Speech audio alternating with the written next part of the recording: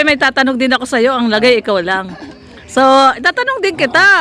Kasi naging very controversial kayo ni Gabisera eh. Oo nga. Di ba? Very controversial kayo ni Gabisera. Ano mo ba yun? Kumbaga, ikaw, iniisip mo ba na mangyayari yun? I mean, yung pagpasok na yun ni Gab at pag-comment niya. Wala kasi ang live, anyway, first time naman ni Gab, si Gab nanonood sa akin silently. First time niya nag-comment. Hindi siya talaga yung open na magkukom. Wala isa. Siyempre bilang kasamahan natin, batch 1, natural, bigyan mo na, uy, si Gabisera, parang nakakatuwa ba? Uy, nandito si Gab. Tapos nataon naman yun na talagang ang comment ni Gab, patungkol doon sa comment din ni Kalinga Prab na magkanya-kanya muna. Ang pinakapunto namin doon, hindi naman ibig sabihin na aalis namin kay Kuya Bal. Kumbaga magkanya-kanya muna ng vlog, kagaya pa sa inyo.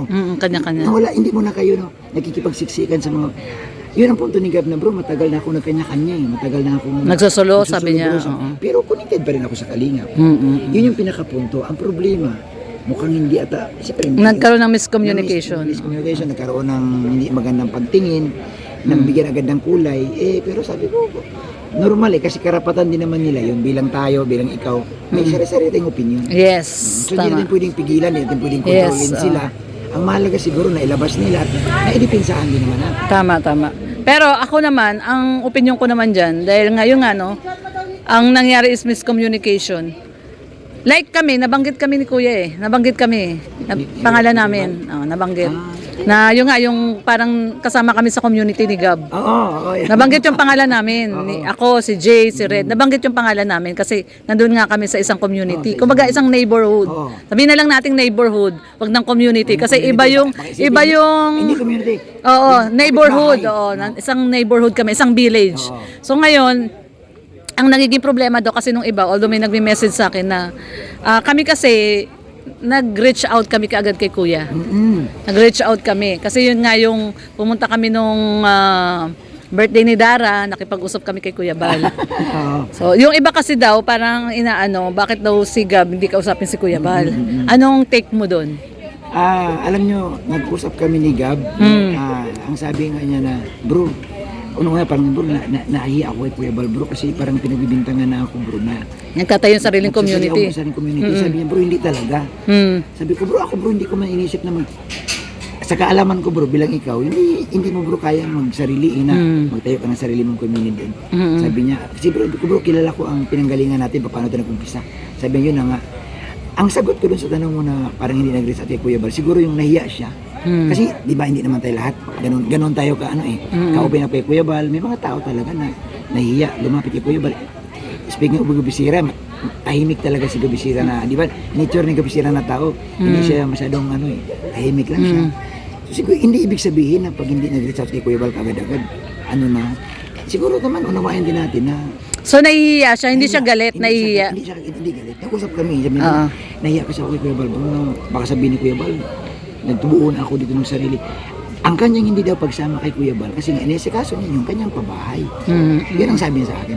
Ginagawa ko, bro, busy din ako dito, bro. Ako lang naman ang, kasi nga misis niya, nag-aalaga sa anak na siya lang talaga ang sa bahay. So siguro, doon muna tayo, no? Ako kasi, kapatid na Lorne, sasabihin ko talaga siya kung may iba na siyang community, kung talagang makitaan ko. Ako mismo, sasawayin ko siya. Uy, bro, pero wala. Sa totoo lang, wala ako nakita. Hindi ko nakitaan si Gabisera na gumagawa ng kakaiba. Ang kaiba lang ni Gabisera sa akin at saka sa iyo, tayo kasi bukal eh. Si Gabisera kasi, shy type talaga siya. Tsaka parang somehow, ato sarili ko opinion dahil nakakasama ko rin naman si Gab.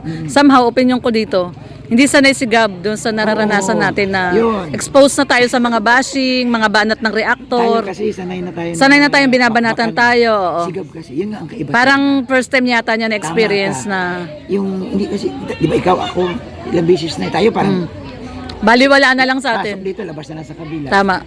Pero si Gab kasi hindi siya sanay. Kaya si Gab, parang pag ginanyan siya, parang nasasaktan siya at saka parang iba yung pakiramdam. Pero totally po, hindi po talaga ibig sabihin na nagtatayo siya ng ibang community. Wala po talaga. Unang-una sabi sa akin, kapatid ng Lorne, bro, di ko kayang gawin. Alam mo, bro, si Kuya Bal tinulungan ako makapuntang diet ulit.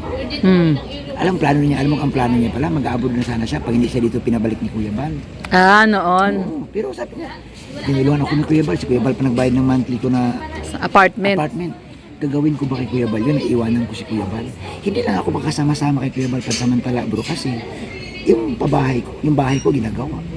So yun ang kanya rason talaga. So para sa akin, wala pa ako nakita eh. Pero ito, isang last tanong na lang to. Sana mapaliwanag mo ng maayos. Kasi marami din nagtatanong sa akin. Although ako kasi hindi ko, kumbaga ayokong magsalita in behalf of Gab. Kasi tsaka hindi kami nag-uusap tungkol dyan eh. Nahiya rin ako. Nahiya kasi ako sa kanya. Hindi rin, kasi iba yung personality nga ni Gab. Hindi naman siya yung talkative na tao. So mahirap din tanungin. So pero ikaw tatanungin ko, ano yung take mo dun sa, parang sinasabi daw kasi ni Gab na niintay na lang daw siya na alisin ng Kalingap. Sa vocal siya sa mga live niya na iniintay na lang daw niya na tanggalin siya. Ano siguro hindi, alam mo sa tingin ko hindi yan para kay Kuya Bal. Para yan doon sa mga bumabanat sa kanya. Guys, tandaan natin, ang tao kasi may damdamin din. So sabi ko nga sa inyo, hindi tayo lahat ako bakbakan mo, okay lang eh. Okay lang, sige lang. Si Gab Bisera, kilala mo man na pala, talagang mahihain siya. Yung ganong sagot ni Gab, parang bunga yun ng emosyon eh. Alam mo yun, di ba? Yung somehow nasaktan siya. Oh. Pero ang banat niya doon, para yun doon, hindi para kay Kuya Bal, para yun doon sa mga taong pilit siyang inilalayo sa Kalingap. O, diretso na natin na binabanatan. Binabanatan siya ng mga iba. Sabihin mo na yung pangalan, reactor. Huwag natin magpangalan. Binatan siya ng mga reactor na, ang sinasabi nga na, binigyan mali siya ng sabi ni Gab, pag-invite ni Gab sa akin na, punta ka sa bahay bro. So binigyan nilang mali siya na, ayan na, magtatayo siya ng community kasi ini-invite na ako sa bahay ni Gab. Yung sagot ni Gab na, totoo lang, bunga lang talaga yun ang kanyang damdamin. Nasaktan yung mama, hindi siya ganun sanay sa ganitong bakbakan. So hindi yun ibig sabihin na siya aalis. Patama niya yun, respect niya yun doon sa mga taong naninirin sa kanya na, sige, i-announce nyo na, aalis niyo na ako sa Kalingap. Pero si Kuya Bal, walang sinabing ganun. Ang founder ng Kalingap, alam mo ba, after noon, that day, nagkabakbakan, the following day, nandun sila sa Lingap Cinder. Sila si Kuya Bal, lahat sila nandoon. Itatawanan kami.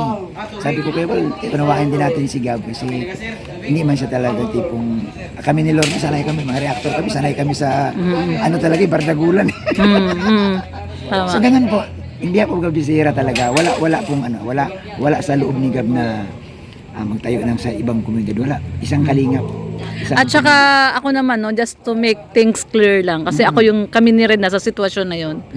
Nandun kami sa area na yun, nandun kami sa community na yun, nandun kami sa neighborhood na yun, nandun kami sa village na yun.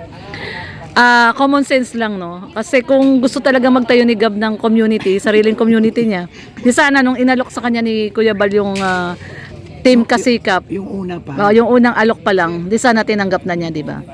Siguro, kapatid na Lord, advice ko lang kay Gab. Bro, hayaan mo lang. Siguro next time, kung marinig ka, medyo lang. Tahimik na lang. Dito, labas dito. Hindi, actually yun yung naging advice ko sa kanya no, nung Christmas party namin doon. Sinabihan ko siya na wag mo na lang pansinin kung may marinig ka. Kasi sila lang naman yung kumikita, ikaw hindi. Ay, grabe ka. Kasi yan yung naging experience ko eh. Kasi alam mo. Oo, na-experience ko yun eh. Sila lang yung kumikita, tayo hindi eh. Araw-araw. Hindi lang araw-araw, 3 times a day. Guys, alam nyo. Katuwaan lang to. Good vibes lang Good vibes lang. Reactor, guys, talagang gusto rin naman kumita. Wala naman tayong magagawa dyan. Sabi nga ni Sir July Paunel, may pangangailangan din naman sila. Kailangan din nilang kumayod. So, siguro unawain na lang natin. Tsaka masarap din sa pakiramdam kahit nababarubal tayo. Kasi nakakatulong tayo. Pero, alam mo guys, overall, kaya mo nandito kami sa Kalingap. Di ba? No, sabi ko iba yung samahan talaga. Kalingap ang pinakamasayang community. Talaga, totoo. Saan ka pa may love team, may bakbakan. Ito kanina, kinuwento ko kay Lalaine. Sabi ko sa kanya, kanina kasi na dumating si Teacher N, niloko ko si Teacher N. Sabi ko, Teacher N, may naghanap sa'yo. Sino? Si Bobby TV. Sabi niya, pag nagkita kami niyan, love na kami niyan. Hindi, alam mo ba, kami ni Teacher N, pangatlo na naming Pangatlo niya Noong una, nag-clash kayo? Noong una, magpartner sila ni Kalingap Maymay, banggaan talaga kami. Pangalawa na naman, pangatlo itong kay Gab Bisera. Pero tuwing nakikita kami sa ganitong event, wala lang, no? Love pa rin. Iris na agad yun yung nakaraan. Love nga, sabi nga niya. Wala na. So pag nakita kami, kamayan. Kumbaga, ito yung nagpapatunay na lahat ng nangyayari pang social media lang. Pero once na nagkita sa personal, hindi, wala. Huwag natin idama yung pangloob na damdamin natin na sayang naman kung sa tagal na natin sa kalingap kapatid Oo. ng Lorne. Oo. Di ba yung bang kakasamaan mo sa loob? Hindi ako ayaw ko. Kasi parang sa atin, trabaho lang. Trabaho lang. Oo, trabaho lang. Sabi ko nga, dapat maging malalim pa tayo eh. Mm. No, ng konti, no, laliman pa natin. Mm-mm. Kasi ano si Kuya Bal nga, ito na lang sample. Si Kuya Bal na lang, sa tagal na si Kuya Bal sa social media, pero hanggang ngayon, ano sinasabi ni Kuya Bal? Huwag kang maging balat. Sibuyas. Oo. So ano lang po ito, trabaho lang, walang personalan. Ayan. Ganun lang tayo Ganun dito. lang talaga. At Pag nagkita-kita, okay, walang problema. at the end of the day, nagsama-sama pa din. Yes. Di ba? Isang pamilya pa rin. Isang pamilya pa. One Kalingap, one family pa rin. Yes. Thank you. Thank you, kapatid na Guys, Bobby. supportahan natin to guys. Ha? Mm. Sana all na lang. Ayan, thank you, thank you. Thank you, kapatid. Siyempre, ayan guys, no, si Bobby TV. Nagbigay lang siya ng konting point of view niya with regards sa issue nila ni Gab kasi sila yung involved dun eh. Sila ni Gab. So, ayan. Siyempre, nandito rin si, ayan na, si Bebang, oh. Bebang! Bibang! Bibang! Bibang! Bibang, di ba may utang ako sa'yo 50? O, kuha ka na ng candy.